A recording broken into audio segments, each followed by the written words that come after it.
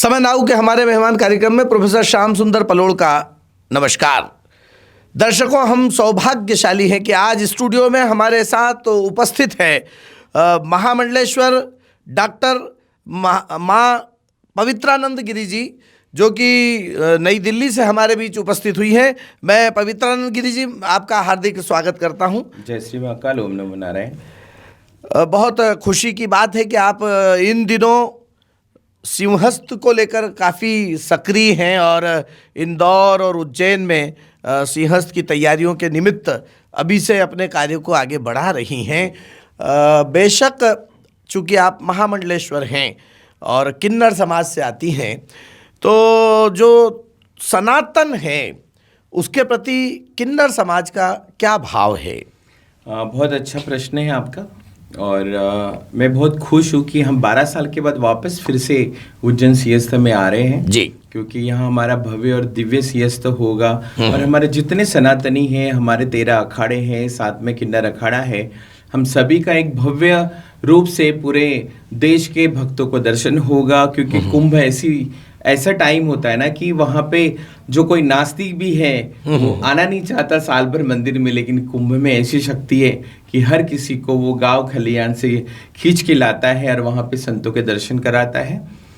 और सनातन तो हमारा सबसे बड़ा है, सनातन की तो बात ही कुछ और है। सनातन का जो झंडा हम लहराते हैं वो सबसे ऊंचा है, जैसे हमारा तिरंगा ऊंचा है जी। और सनातन चलते ही हम आज एक दूसरे से बात कर रहे हैं, हम इस समाज में हैं और हमारा देश सुरक्षित है। क्योंकि अगर सनातन नहीं होता तो शायद हम इतने सुरक्षित नहीं होते। आज इतनी उलट पुलट सारी दुनिया में सब चीज़ हो रही है, लेकिन सनातन और हमारे सब साधु संतों की जो शक्ति है, यही कहीं ना कहीं एक शक्ति हमें प्रदान कर रही है सनातन के साथ चलने की। क्योंकि सनातन सबसे बड़ा विरोधी नहीं हो सकता, सबसे बड़ा खराब नहीं हो सकता, लेकिन जितने विरोधी हमारे सनातन को झुकाना चाहते हैं तो सनातन में इतनी ताकत है कि वो सबको मिटा देता है। माँ पवित्रानंद जी, हम आपसे एक और विषय पर भी जानना चाहेंगे।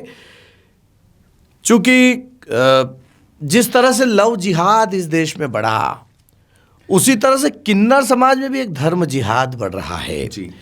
इंदौर में भी हमने इसके कुछ अंश विगत कुछ समय से देखे हैं। तो ये जो धर्म जिहाद है किन्नर समाज में खास तौर पर, इसके बारे में आपके क्या विचार हैं? बहुत सिंपल सरल है, क्योंकि जिहाद एक शब्द बन गया है जी जी, लेकिन हम जो किन्नर समाज है ये हमेशा एक जात के हैं। क्योंकि जाति ये हमने बनाया है जी, भगवान ने नहीं बनाया जी जी। भगवान ने एकता, मित्रता और सबको इकट्ठा साथ रहने का एक आह्वान किया है। लेकिन हम मनुष्य जन्म लेते हैं तो कहीं ना कहीं हम इस धर्म को और जाति को बांट लेते हैं। वैसे ही हमारा किन्नर समाज का है, क्योंकि हमारी तो कोई जान पहचान नहीं होती है। जिस दिन हम माँ बाप के घर से बाहर निकलते हैं तो हमें नहीं पता होता है कि बाहर दुनिया में कौन कैसा है। जी जी जी, ये तो समाज हमें सिखाता है, या समाज मुझे बताता है कि तुम इंसान नहीं हो, तुम हमारे बच्चों से अलग हो, तुम नहीं। तो ये किन्नरों में भी हिंदू मुस्लिम ऐसा होता है? हाँ, होता है। तो ये जो इनके भी द्वंद्व चलते हैं जी, उस पर आपका क्या कहना है? देखो, ये तो पारंपरिक गद्दियाँ चली आ रही है इस्लाम की, क्योंकि मुगल से किन्नर आए हुए हैं और किन्नर ऐसे कहीं से गिरे नहीं है, किसी झाड़ से टपके नहीं है, या मैं किन्नर बनने के लिए किसी शॉप में जाके 100 ग्राम राई या कोई ऐसा मसाला लेके खा लिया और मैं किन्नर बन गया, ऐसा नहीं। हम जन्मजात होते हैं, बाय बर्थ होते हैं, लेकिन समाज में आने के बाद हर एक का रूप बदल जाता है, हर एक की भावना बदल जाती है। जैसे हम जातिवाद के लिए रोज लड़ती हैं, हमारी सरकार लड़ रही है, हमारा समाज लड़ रहा है, तो वैसे ही हमारे किन्नरों के साथ भी है। लेकिन किन्नर में कोई जात नहीं होती है। बोलते हैं ना कि रोटी का धर्म नहीं होता है और पानी की जात नहीं होती है, लेकिन कहीं ना कहीं राजनीतिक अगर हम लोग देखते हैं तो छोटे जो तबके के लोग होते हैं उनमें ये भावना होती है। क्योंकि अभी हम पिछले 5 साल से देख रहे हैं, जय श्री राम के नारे लग रहे हैं जी। राम जी वापस हमारे घर वापस आए हुए, बहुत खुशी की बात है। और राम जी के आशीर्वाद से ही हम आज सब लोग हैं, क्योंकि किन्नर को राम जी का आशीर्वाद ही था, क्योंकि कलयुग में तुम राज करोगे। जो वाल्मीकि रामायण है उसमें एक प्रसंग आता है कि जब भगवान श्री राम को वनवास हुआ, वो वनगमन के लिए जा रहे थे, तो अयोध्या से बाहर तक जब लोग उन्हें छोड़ने गए तो भगवान श्री राम ने कहा कि अयोध्या के सब नर नारी वापस जाओ। बिल्कुल। तो सब नर चले गए, नारी चले गए, मगर वो जो न नर थे न नारी वो वहीं रहे। तब भगवान से उन्होंने कहा कि हमारे लिए क्या आदेश है प्रभु? तो उन्होंने कहा था कि कलयुग में निश्चित तौर पर आपका समय आएगा। तो क्या वो भगवान की जो वाणी थी, भगवान श्री राम ने जो आशीर्वाद दिया था, आपको महसूस होता है कि वो इस दौर में है? जो आशीर्वाद था वो था कि हम किन्नर तो इंद्र की पुत्री है, ब्रह्मा की पुत्रियां हैं, और जब दशरथ राजा को पुत्र नहीं हो रहे थे तो ब्रह्मा जी ने खुद धरती पर हमें लाकर उनकी जो कौशल्या माई थी उनकी गोद भरा के राम जी का जन्म हुआ है। जब से राम जी बचपन से बड़े हुए हैं तब से उनके साथ जैसे दाई का काम किन्नरों ने किया है। अरे वाह! राम जी को झूला झिलाना, राम जी को खाना खिलाना, राम जी को दूध पिलाना, घुमाने ले जाना, तो एक सबसे बड़ा एक सृष्टि है। और भगवान, क्योंकि किन्नर हमेशा उपदेवता में आते हैं। उपदेवता, ये आपने बहुत अच्छा शब्द कहा है, मैंने भी इसके बारे में कुछ जानकारी जुटाई है। तो ये जो किन्नरों को उपदेवता कहा गया है, ये इसकी पारंपरिक और इसकी जो ऐतिहासिक कहानी है, दास्तान है, वो क्या है? कहानी तो ऐसी है कि ब्रह्म की पुत्रियां हम सब हैं जी, और ब्रह्म ने हमें इस धरती पर भेजा है जहाँ गंधर्व जितने भी शिव जी के गण थे उसमें हमारा समावेश है। क्योंकि गंधर्व जब बजाते थे तो किन्नर डांस करते थे। अर्धनारी नटेश्वर शिव शक्ति का रूप है। अगर आज एक मनुष्य, एक मेल, एक मर्द अगर थोड़ा अलग रहता है या साड़ी पहनता है या अपने मर्जी से लिपस्टिक लगाता है या लड़की जैसे चलता है तो उसे बहुत सारी चीज़ों से बुलाया जाता है, उसको धुतकारा जाता है कि ये तो किन्नर है, ये तो हिजड़ा है, ये तो ये है। लेकिन ये भगवान की सबसे बड़ी कृपा है कि उन्होंने हमें ऐसे बनाया। मैं ऐसे नहीं बनी, उपदेवता, इसीलिए उपदेवता। क्योंकि जब सृष्टि का वितरण हो रहा था, जब सृष्टि बनने जा रही थी तो हम ही कुछ लोग शिव जी के साथ बैठे थे, ब्रह्मा जी के साथ बैठे थे, और जब सृष्टि की रचना हुई तो उसमें सबसे ज्यादा किन्नरों का एक महत्व था। क्योंकि आज अगर हम कुंभ भी करते हैं तो उस स्नान में किन्नरों की कमी होती है। तो आज 2016 के बाद जब हमने किन्नर अखाड़ा शुरू किया, जब किन्नर सनातन में आने लगे, पहले नहीं होता था क्योंकि साधु संत भी अपोज करते थे। बहुत तकलीफ हुई हमें कि हम खुद से बाहर आए और समाज में घुसने लगे, समाज को समझाने लगे कि हम भी आपके जैसे हैं। अगर मैं जिस माँ की कोख से पैदा हुई हूँ तो मेरे भाई बहन भी आए हैं और पूरी दुनिया उसी से आई है, तो अलग कहाँ से हुए? बस सबका एक देखने का नजरिया अलग था, हमें समझने का नजरिया अलग था, हमारे लिए जो सोच थी वो अलग थी। लेकिन आज कहीं ना कहीं हम ऐसे मुकाम पे पहुंचे हैं कि आज कोई गद्दी पे बैठे हैं, कोई सनातनी बने हैं, कोई भगवा पहन के चलते हैं, तो एक सम्मान जो है वो दौड़कर हमारे तरफ आ रहा है। बहुत बढ़िया। एक बेहद निजी लेकिन समाज के लिए जरूरी प्रश्न यदि आप अनुमति दे तो मैं करना चाहूँगा कि आपने अभी उल्लेख किया कि हम किन्नर जन्मजात होते हैं, तो ये वो कौन सा दौर रहा होगा, वो कौन सा समय रहा होगा जब आपको और आपके परिजनों को इस बात की जानकारी मिली होगी कि आप किन्नर हैं? पहले इस बारे में किसी भी परिवार को इतना अवेयरनेस नहीं था, पता नहीं था कि ये बच्चे कैसे होते हैं। अगर मैं बचपन से बड़ी हुई तो कहीं ना कहीं मेरी एक्टिविटी, मेरा बिहेवियर बिल्कुल अलग था। क्योंकि मैं एक लड़का रहते हुए अगर मेरी बातों में फ़र्क पड़ रहा है, मैं एक लड़की जैसे बात करता हूँ, मेरी आवाज़ थोड़ी एकदम बिल्कुल नरम है, मेरा चलना थोड़ा अलग है, और जैसे जैसे मैं बड़ी हो जाती हूँ तो मेरी फुल एक्टिविटी, मेरा जो यूथ यंग अवस्था जो मैं होती हूँ उसमें आती हूँ, तो कहीं ना कहीं मेरी नज़रें चेंज हो जाती हूँ, मेरा अट्रैक्शन चेंज हो जाता है, और कहीं ना कहीं घर वालों को उस बारे में पता चलता है कि कुछ तो अलग है। तो उसमें होता है कि अरे पड़ोसी बोलेगा तुमने पाप किया होगा इसलिए तुम्हारे घर में ऐसा बच्चा हुआ, रिश्तेदार बोलेंगे नहीं नहीं ये तो गलत है, तुम्हारे घर में ये कैसा बच्चा हुआ। क्योंकि इसको इलाज करने के लिए डॉक्टर के पास ले जाते हैं, साइकियाट्रिस्ट को दिखाते हैं, बहुत सारी ऐसी चीज़ें कर चुके हैं घर वाले, लेकिन हम जैसे के वैसे रहे, क्योंकि हमेशा मिसकंसेप्शन, जो झूठी बातें समाज में हमारे संस्कृति में फैली है, उसको दूर करने के लिए कोई नहीं था। लेकिन जब खुद हम बड़े हुए और हम हमारे परिवारों को और हमारे सोशल समाज को समझाने लगे, तो आज कहीं ना कहीं मैं आपके सामने बैठी हूँ जी, और माइक के सामने बात कर रही हूँ, क्योंकि ये जो ताकत है ये खुद ने कमाई हुई है। अगर मैं चाहती हूँ समाज के लिए मैं बुरी हूँ, और मैं हूँ बुरी, क्योंकि मैं आपके बच्चों जैसी नहीं हूँ, मैं आपके जैसी नहीं हूँ, मैं उस समाज में नहीं रह सकती हूँ, क्योंकि समाज में तो सब अलग अलग लोग हैं, लेकिन मैं तो सबसे अलग हूँ। तो ये जो तरीका है और ये जो सोच है, ये बदलने के लिए आज हमने एक ऐसा कदम उठाया है। समाज का जो नजरिया है, जिसमें समाज बड़ी हेयता की दृष्टि से या कहीं ना कहीं एक घृणा की दृष्टि से इस पक्ष को निहारता है। बेशक समाज में जागृति तो आई है, किंतु अभी भी वो पारंपरिक विचार कमी है। तो इन सब चीज़ों का आपने बचपन से कब कब कैसा सामना किया?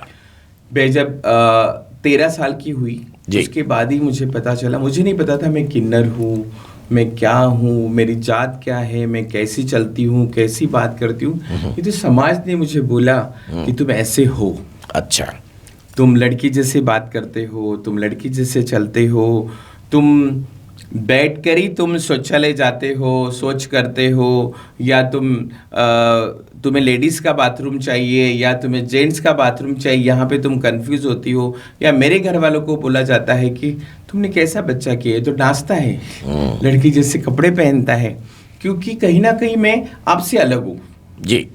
अगर मैं और आप दोनों साथ में खड़े रहेंगे तो लोग बोलेंगे अरे आप किसके साथ खड़े हो, क्या कर रहे हो आप, ये तो ऐसे है। तो ये जो सारी चीज़ें हैं, ये कहीं ना कहीं मिसकंसेप्शन हमारी संस्कृति, हमारा धर्म सब में है, पुराणों में है। शिव पुराण पढ़ लो, रामायण पढ़ लो, जितनी गाथाएं हैं हमारी संस्कृति की है, भारतीय संस्कृति की, सब में हम हैं। लेकिन बोलेगा कौन? बिल्कुल। जिस वक्त हमने धर्म में पैर रखा, उस वक्त सब साधु संत को लगा कि अब तो हमारा राजपाट गया, क्योंकि साधु संतों को पता है कि किन्नर उपदेवता में है। ये हर जगह, हर पन्ने में इनका, चाहे आप कुरान पढ़ लो, चाहे आप बाइबल पढ़ लो, चाहे हमारी सारी चीजें पढ़ लो, आप महाभारत की बात कर लो, लेकिन कहीं ना कहीं एक डर था, दहशत थी। इसीलिए हमें हर कोई बोलता था कि आपको क्या जरूरत है नहाने की, आपको क्या जरूरत है अखाड़ा खोलने की, आपको क्या जरूरत है रथ पे बैठने की। तो कहीं ना कहीं खींचा जा रहा था, लेकिन हमारा जो पावर था, हमें आगे आना था। कब तक हम छुपे रहेंगे, कब तक हम भीख मांगेंगे, कब तक हम रोज गलियों में जाएंगे। तो ये सारी चीज़ों को एक साइड रख के हमने आगे दौड़ने का एक प्रस्ताव किया खुद को, और एक संकल्प किया। तो कहीं ना कहीं आज हम आपके साथ 4 लोगों के साथ बैठे हैं। ये जो प्राचीन काल के वृहन लला से शुरू हुई यात्रा जो किन्नर तक पहुंची, और फिर कहीं ना कहीं अनेक अलग धर्म ग्रंथों में भी, अलग अलग कार्यकाल में भी इसको इस तरह से संबोधित किया गया, कहा गया, बताया गया।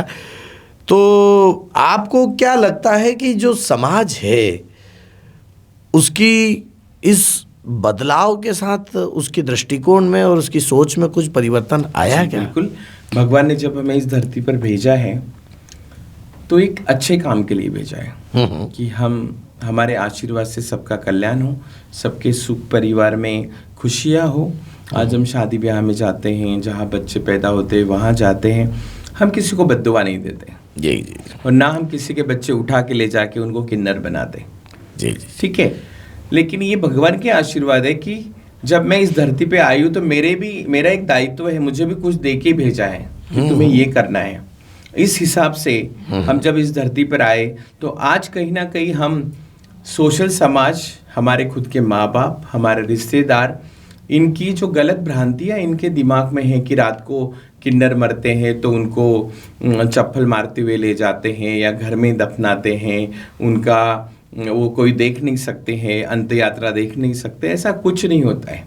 मैं हिंदू हूँ तो हिंदू रीति रिवाज से मुझे अग्नि दी जाएगी, या मैं मुस्लिम हूँ तो उसी हिसाब से मुझे कब्र मिलेगी, या मैं ईसाई हूँ तो मुझे उसी हिसाब से वहाँ ले जाएंगे। तो इस तरीके से जो गलत फहमियाँ थी वो कहीं ना कहीं हम दूर कर रहे हैं। और आज समाज हमेशा हमें देखता ना, कभी किन्नर नंगे होते हैं, झगड़े करते हैं, रोड पे नाचते हैं, किसी को मारते हैं। ये क्यों होता है? क्योंकि ये समाज ही होता है जो हमें चिमटे लेता है, हमें धुतकारता है, हमें घृणा के नज़र से देखता है। तो मैं जाऊँ कहाँ? आज मैं भीख मांगने जाती हूँ, लोग बोलते हैं अरे तुम जॉब क्यों नहीं कर सकते?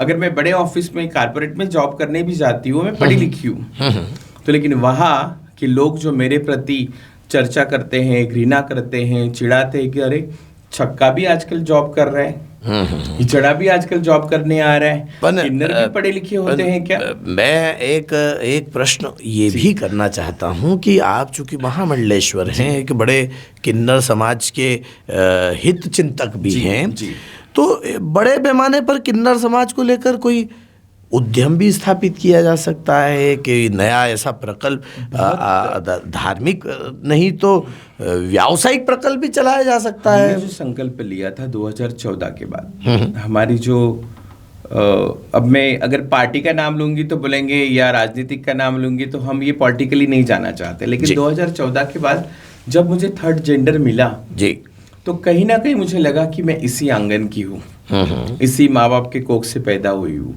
मुझे समाज से कोई लेना देना नहीं है। क्योंकि सरकार ने मेरे लिए इतने सारे जीआर निकाले हैं, एजुकेशन फ्री है, मुझे बिजनेस करना है तो सरकार मुझे लोन देने के लिए तैयार है, मेरा आधार कार्ड बना है, मेरा वोटर आईडी बना हुआ है, और जितनी पॉलिसीज आम इंसान को मिलती है। तो चुनावों में आप जीते हैं, तो वहीं तो मध्य प्रदेश में तो विधानसभा में भी गए हैं, महापौर भी बने हैं। बिल्कुल बिल्कुल, तो बिल्कुल। आज भी महापौर की इलेक्शन लड़ रहे हैं, बिल्कुल कोई कर रहा है, लेकिन वहां पहुंचने तक यही समाज कहीं ना कहीं रुकावटें करता है। मेहनत तो इतनी है कि बॉर्डर पे चले जाएंगे, लेकिन वहां जाते जाते अगर कोई हमें पीछे खींचता है तो उसके लिए मैं कुछ नहीं कर सकती हूँ। तो मैं चाहती हूँ कि हमारा जो समाज है, वो समाज आज मैं इस समाज को 2 कदम देना चाहती हूँ, तो उस समाज ने मुझे 4 कदम देने चाहिए।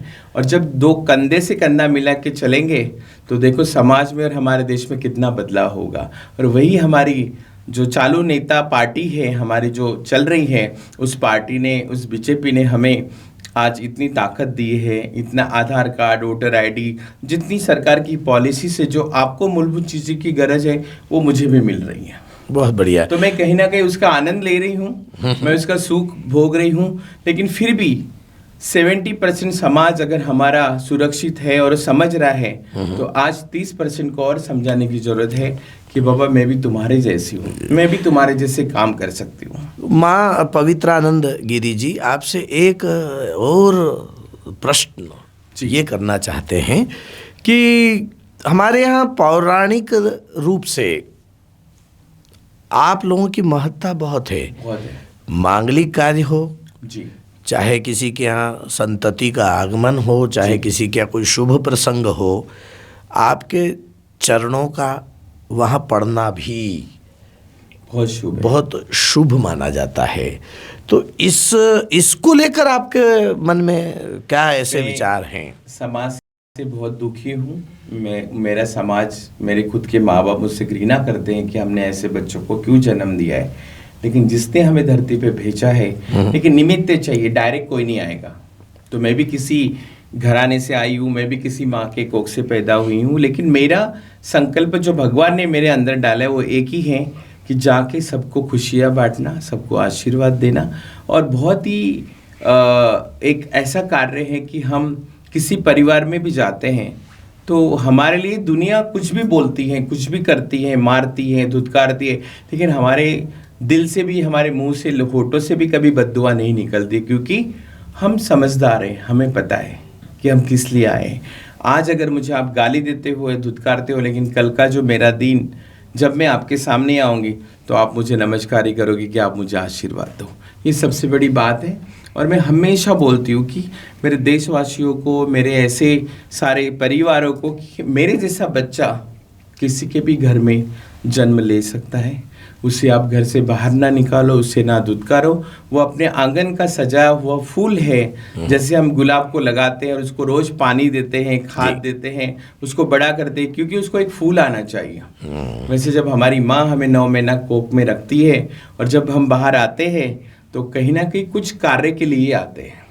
तो कोई भी माँ बाप इसका कोई नकारात्मक पक्ष भी आपको कभी महसूस हुआ क्या? बहुत बहुत बहुत, क्योंकि मैं खुद को कभी कभी दुखी समझती हूँ कि मैंने क्यों जन्म लिया, मैं क्यों ऐसी हूँ, मेरा कोई नहीं। कई बार तो आत्महत्या के लिए अभिप्रेरित हो जाते हैं। बहुत बार होता है, क्योंकि अगर मेरे पास, मैं जिस गली में जाती हूँ दरवाजे बंद हो जाते हैं, मुझे भी पेट है, मुझे भी बदन ढकने के लिए कपड़ा पहनना होता है, तो बहुत सारी ऐसी मुसीबतें आती है, ऐसा टाइम आता है कि हम आत्महत्या करने का सोचते भी हैं, कुछ लोग कर भी लेते हैं।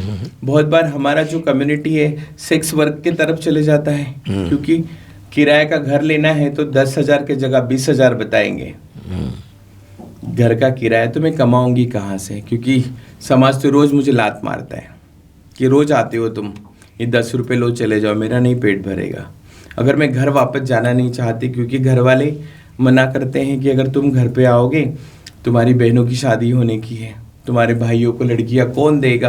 क्योंकि ये जो समाज को जो दृष्टिकोण है, ये बदलने के लिए हम सारी चीज़ें कर रहे हैं, क्योंकि खुद के माँ बाप को हम छोड़ के बाहर है, क्योंकि शर्म आती है हमारी, जिन्होंने हमको पैदा किया।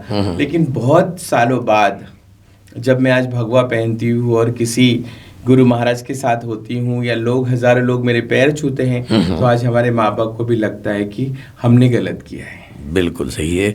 ये पक्ष बेशक आपके लिए कहीं ना कहीं वेदनाकारी तो होता ही है, लेकिन एक और आरोप किन्नर समाज पर प्रायः लगाया जाता है। कई बार वो जिन घरों पर ये दान दक्षिणा लेने जाते हैं, वो उनकी हैसियत से भी अधिक उनसे मांगते हैं। तो कभी ये ख्याल नहीं आता कि ये बेचारा देगा कहाँ से, हालांकि उस पर बड़ा ज़बरदस्त दबाव बनाया जाता है। इस पर आप किन्नर समाज के लिए क्या कहना चाहेंगे? बिल्कुल हम चाहते हैं कि ये ना हो, क्योंकि जिस समाज की वजह से हमारा पेट भरता है, आज हमें 2 कपड़ा मिल रहा है बदन ढकने के लिए, वो समाज ही दे रहा है जी। मैं अगर कहीं MIDC या कहीं ब्रेड की कंपनी में काम करने जाऊँ, कि मोबाइल शॉपिंग में काम करूँ, तो मेरा गुजारा नहीं होगा। हम हमेशा, लोग पहचान वाली होती हो तो लोग फ़ोन करते, देखो किन्नर आए हैं, हम तो 21,000 देना चाहते हैं, लेकिन ये हमें ज़्यादा मांग रहे हो, देखो तांडव कर रहे, कोई टीवी फोड़ देता है, घर की चीज़ें फेंक देता है। तो हम रिक्वेस्ट करते हैं हमारे समाज के लोगों को कि बार बार आप ये सब करने से कहीं ना कहीं जो हमने जगह पाई है, वो जगह से हमें उठना पड़ेगा और ऐसी जगह जाने पड़ेगा कि जहाँ हमें कोई 2 वक्त की रोटी का भी गुजारा नहीं होगा और नहीं देगा कोई। लेकिन हम समाज को समझाते हैं, बहुत सारी पॉलिसीज़ बनी है सरकार के साथ, हमेशा बोलते रहे कि 1100 रुपये, 2100 रुपये के ऊपर नहीं देना है, लेकिन फिर भी मांगते हैं। तो ये चीज़ गलत है। मेरे समाज की तरफ से मैं सबको सॉरी बोलती हूँ, लेकिन कहीं ना कहीं सबको एक अपनी शक्तियाँ हैं, अपना पेट पालना है, रहने के लिए पैसा कम पड़ता है, अगर हम काम करने जाते हैं तो हमें काम नहीं मिलता है। बहुत सारे हमारे समाज के लोग ऐसे हैं कि वो कारपोरेट पे काम करना चाहते हैं, कुछ पढ़े लिखे हैं, कुछ भी पढ़े लिखे नहीं हैं, तो उनके लिए बहुत ज़्यादा मुसीबतें हैं। तो मैं समाज को हमेशा हाथ जोड़ती हूँ कि आप समझ लीजिए, अगर आप मेरा हाथ पकड़ोगे तो शायद आपने भगवान का हाथ पकड़ लिया, क्योंकि जिस रास्ते पे हम चलते हैं वो रास्ता कांटों भरा है, लेकिन आप अगर हमारे साथ होंगे तो हम फूलों पे चलेंगे, हमें कांटा नहीं चुभेगा।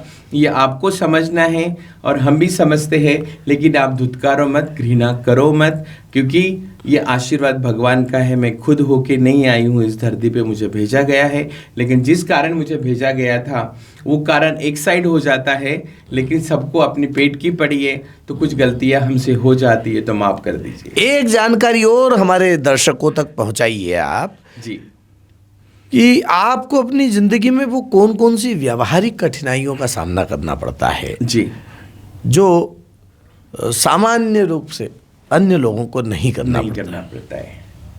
सबसे बड़ी है तो रहने की सुविधा नहीं होती है जी। लोग हमें देख के, अरे तुम हमारे एरिया में रहोगे तो हमारा एरिया बदनाम हो जाएगा। कोई अगर हमें घर देता भी है तो उसका डबल किराया लेता है। एजुकेशन हमारे लिए पहले से नहीं था, क्योंकि मैं एक लड़की जैसा, एक लड़का होकर ऐसा एक मर्दानी और एक स्त्री के वेशभूषा में अगर कॉलेज स्कूल पहुंचता है तो उसको बहुत ही वेदना होती है, लोग उसको बहुत चिढ़ाते हैं, वो एजुकेशन नहीं कर पाता है। मैं पढ़ी लिखी हूँ, मैंने ग्रेजुएट किया है, लेकिन फिर भी मैं इस कॉर्पोरेट कंपनी में काम नहीं कर सकती। क्यों? क्योंकि मैं इन सब से अलग हूँ। ताकि जब मुझे वहाँ पे मेरा बिचिंग किया जाता है, मुझे वहाँ पे बोला जाता है कि अरे तुम तो ऐसे हो, तुम तो ये हो, तो मैं वहाँ काम नहीं कर पाती। मैं हमेशा समाज को बोलती हूँ कि अगर मुझे कोई काम नहीं देता है, अगर तुम मुझे बोलते हो ना कि तुम्हें काम करना चाहिए, तो आपके घर में बर्तन घसने का काम तो 4 घर में घसूंगी तो मेरा 20,000 रुपये महीना निकल ही जाएगा। तो घर वाले भी नहीं मानते। क्यों? क्योंकि हमारे छोटे छोटे बच्चे हैं, पड़ोसी क्या बोलेगा कि अरे तुम्हें यही मिला था किन्नर काम करने के लिए। तो ये जो सारी दुविधाएं हैं, इस दुविधा से तो हम भी बाहर निकलना चाहते हैं, लेकिन समाज अभी भी अधूरा है इस समझ को समझने के लिए। इसीलिए कभी कभी हमें भी उस तरीके के व्यवहार करने पड़ते हैं और वो अपने आप होते हैं। कोई नहीं चाहता दिल से कि कोई हमें गाली दे, कोई हमें धुतकारे। बदलते दौर में किन्नर समाज में शिक्षा के प्रति कितनी जागरूकता है? हर कोई पढ़ना चाहता है, और आज जिस तरीके से हमारे सरकार ने एजुकेशन फ्री किया है, आज हमारी जो कम्युनिटी, हमारा जो समाज है, आज कोई पुलिस है, कोई वकील है, कोई डॉक्टर है, लेकिन एक मेट्रो सिटी में रहने वाला और एक गांव में रहने वाला, जमीन आसमान का फर्क होता है। क्योंकि अगर मैं घर छोड़ती हूँ और बड़ी सिटी में जाती हूँ, मैं कुछ भी करूँ और मैंने एक संकल्प ले लिया कि मुझे पढ़ना है, नौकरी करना है, तो मैं कर सकती हूँ। लेकिन ये नहीं करना चाहते। इनको लगता है कि मैं तो सुबह ट्रेन पे चढ़ जाऊँगी, 4 बजे तक मुझे 2-3 हज़ार मिल ही जाएंगे। जैसे हम ऑफिस चलाते हैं तो हमारे समाज में लोग बोलते क्या तुम 10 घंटा काम करते हो, मैं तो 4 घंटे में 2,000 कमा लेती हूँ। तो वो उसको लगता है कि अरे मैं 30 दिन काम करके मुझे 10,000 मिल रहे हैं, और यह 4 घंटे में अगर 2,000 रुपये मिल रहे तो मैं 10 to 5 क्यों करूँ काम। जी जी जी, है ना। तो ये सोच हमें बदलनी है, और ये सोच के लिए सिर्फ मैं पवित्रा अकेली नहीं हूँ बदलने के लिए, हम सब समाज को भी एक साथ आना चाहिए और हमें एजुकेट करना चाहिए। क्योंकि सरकार ने जितने प्रावधान दिए हैं वो प्रावधान हमारे लिए बहुत सही है, लेकिन उस गेट तक जाने वाला और हाथ पकड़ के लेके जाने वाला कोई नहीं है। जाते जाते आप हमारे युवाओं को क्या संदेश देना चाहेंगे? 2025 महाकुंभ प्रयागराज, श्री राम के नारे तो हमने लगाए हैं, लेकिन इस बार मैंने कुंभ में ये देखा है कि हमारे देश का युवा बच्चे हैं, वो सब सनातन की तरफ बढ़ रहे हैं। बहुत सारी ऐसी चीज़ें हो रही हैं कि जिनके माँ बाप नहीं चाहते थे कि मेरा बेटा मंदिर नहीं जाएगा या इसने ये करना चाहिए, लेकिन मैंने इस 2025 कुंभ में देखा है कि सबसे ज़्यादा अगर यूथ कुंभ में स्नान करने के लिए था, संतों के साथ था। कहीं ना कहीं देश बदल रहा है, हम सब बदल रहे हैं, और आने वाली जो जनरेशन है उनके लिए तो सनातन के अलावा कोई ऐसी जगह नहीं है, क्योंकि सनातन ही सबसे बड़ा है। सनातन ने सिखाता है कि तुम पढ़ाई मत करो, सिर्फ भगवा पहन के घूमो या श्री राम के नारे लगाओ। हमें बहुत सारी चीज़ें देखना है, हमारा परिवार संभालना है, हमारी घर गृहस्थी संभालनी है, हमें नौकरी भी करनी है, और हमारे माँ बाप, बूढ़े माँ बाप को सुखी भी रखना है। और इसलिए हमारा सनातन भी सक्षम है। जो सनातन के साथ जुड़ेगा वो जीवन भर अमर रहेगा। और सबसे बड़ी बात है कि हमारे जैसे जो किन्नर समाज में आते हैं, उन माँ बापों को मेरी विनती है, पूरे देश को, कि अपने बच्चों को घर से बाहर ना निकालें। मेरे जैसा बच्चा किसी भी घर में जन्म ले सकता है, वो बोलकर नहीं आएगा कि मैं किस जेंडर के साथ पैदा हो रहा हूँ, किस लिंग के साथ आ रहा हूँ। तो अपने साथ रखिए, उसको पढ़ाइए, लिखाइए, बड़ा बनाइए। जब वो अपने मर्जी से घर छोड़ के बाहर कुछ अच्छा करने जाता है तो उसको रोकिए मत, उसकी जाने दो और उसका ख्याल रखो। जो आगामी उज्जैन सिंहस्थ की तैयारियों के सिलसिले में और किन्नर अखाड़े की, वहाँ क्या योजना है सिंहस्थ को लेकर? किन्नर अखाड़े की बहुत बड़ी एक भव्य रूप से यहाँ पे हमारा पंडाल लगेगा जी। और जैसे 2016 में था, 2019 प्रयागराज में, हरिद्वार में, उसके बाद 2025 फिर से महाकुंभ में हमारी बहुत बड़ी भूमिका रही है। हम जिस गद्दी पे बैठे हैं सनातन के, उस सभी अखाड़ों के साथ ये हमारा 14वां अखाड़ा भी है, और हम भी देश की रूपरेखा बदलना चाहते हैं। बस हम उस समाज में आने की कोशिश कर रहे हैं कि जो समाज हमें साथ में लेके चले।